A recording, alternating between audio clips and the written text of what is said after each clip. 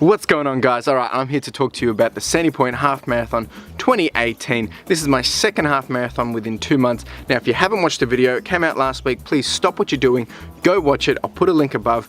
Take some time, do watch it. I do appreciate it if you can, and that will just give you a bit more context to this video. So I'm just going to give you a moment to head on over there, do what you got to do, and then come back and we'll continue on. Alright, have you done it? Alright, so the race itself was pretty good. I can't complain. It was good weather. We did have a few fluctuations of sunny, overcast, and some wind, but all in all, it was a very good day. Can't complain weather-wise. The atmosphere, you know, look, it's not one of the biggest events, but there was enough people there to keep you moving and grooving, and I even saw Mario and Luigi.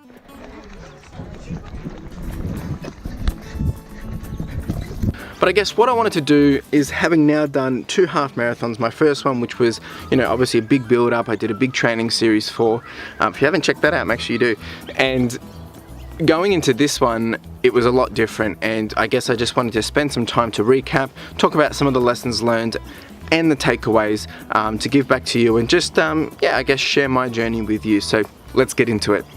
So the intent of this second half marathon was always to take it easy. I wasn't planning to go out and smash a PB or go out and, you know, see what I could do. It was more so to just go into it, take it easy, enjoy it, and, well, I guess in that sense, yes, see what we could do, but there was no push. Well, that's what I thought. So since Carla's training for a marathon that's coming up in October, we wanted to make sure that, you know, we're just going into this race and just running to train, not running to race. And, you know, that's what the intent was, that's what the mindset was. However, that changed, and here are my 4 takeaways from this event. Number 1, the mindset. So having done 1 half marathon already, the mindset was fine. I didn't have to stress. I wasn't stressed, I wasn't worried. I was actually probably too calm, actually. I wasn't even thinking about it that much, and I hadn't had, because having now done a first half marathon, I knew I could do it. I knew I was capable enough to actually get out there and get it done. And because I wasn't going for any PB, I didn't have to put on any intense training. I was just riding off the back of my previous training, since it was only a month later. So, you know, the mindset or the confidence was already there. And essentially this is what I want, and this is so good to be able to feel and understand and have, is to go into a race being comfortable, being confident, and knowing that, okay, I've done it before, I can do it again, now let's go do it and see what I can do. Number 2, pace consistency. Now, we intended to do this run originally at a 6 pace, averaging 6 minutes a kilometre. And as we started off, we probably started off a bit too fast. We were averaging around a 5:40, 5:45. And, you know, for the first couple, I'm thinking, okay, this isn't necessarily good, but then at the same time, we were not struggling, it wasn't too tough, it was coming naturally. So we figured, well, why don't we ride this? So we continued on, and I think we did it up until about 10k, or about halfway. We were averaging around the 5:45 mark. And that was good. I was quite surprised. We were both surprised, actually, of how good we were going. And in some sense, it was easier to continue this pace than to actually slow down and try and force ourselves to do something we weren't really, you know, in the groove for. So by the second half of this half marathon, we were already starting to struggle. So, you know, we were feeling different things, and I don't think it was actually because of the pace.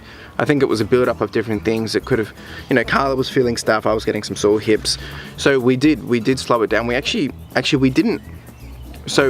actually slow it down. We actually just walked a few times and then continued on with the pace.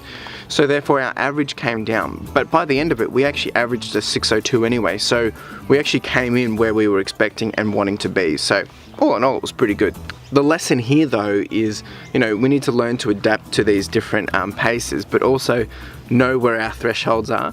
Maybe I should have, you know, kept it around a 5:50 and saved that 5-second threshold just to keep that boost at the end. But all in all, I'm not really too worried about this. Number 3, fluids, hydration, and electrolytes. So for this one, coming out of my last half marathon, I knew that I had to drink more because I wasn't drinking enough.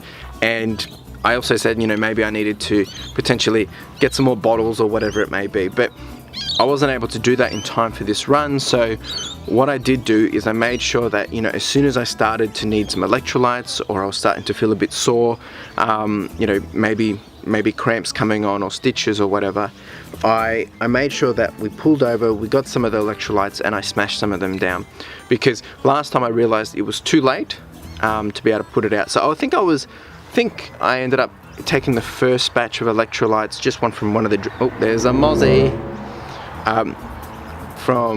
so I think I first stopped and had some electrolytes, must have been just up to the 10k mark, and I knew that this was a good time, you know, coming into the second half of it. It was probably the smartest point to start actually smashing down some of the electrolytes, just to keep that, you know, that push and that moving and grooving happening. So I kept my water going, I did keep the hot electrolytes going, I didn't need to eat, and the takeaway from here is I believe this has actually helped me continue to push through, continue that faster pace, and in the end, in the final 1.5 kilometers of this race, I was actually averaging below a 5 pace. I was doing around a 4:45, and that was because I was actually sprinting to try and beat my PB, just because I was so close to it anyway from just naturally doing this race. I didn't actually do it, but you know, I don't think I would have been able to do that if I hadn't hydrated correctly in the first place. Number 4. Music. Now, I said this last time that, you know, putting the tunes and putting some music in some different spots throughout the race is always going to benefit you. Now, everyone runs differently and feels differently from the music, but I found that coming out of the last one, I made sure I had some new and fresh songs which were gonna, you know, get me energetic and give me some enthusiasm to actually continue forward. And I remember I had one come on at around 11k. It was a new song, some electric swing music come on, and that it was able to just, you know, give me some more energy to push me forward and to continue on. Now, obviously, if you're running with someone else, they can't hear that, so but your enthusiasm will help others as well. So that was a key takeaway from this one, and I believe it's worked again. All in all, that's it. That's all I wanted to kind of recap on. There wasn't a huge takeaway from this one. It was a lot of fun. It was good to be able to do number 2. I'm excited for number 3, which is coming up in October. So that one, I haven't yet decided what I will be doing. What is my game plan? Yet to be decided. I'm actually struggling with a bit of a sore knee at this point in time, so we will see how that lands.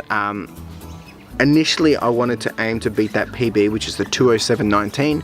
So we'll see what happens. Otherwise, I'm just going to get out there, have some fun, and just finish.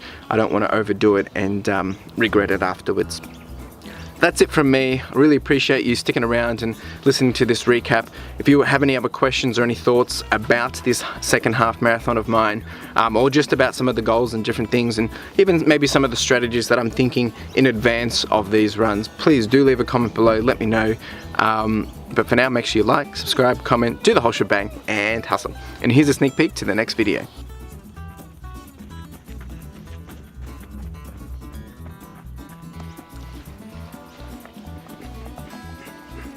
Look at his hair. Oh, the muzzy. Oh gosh. Cheers.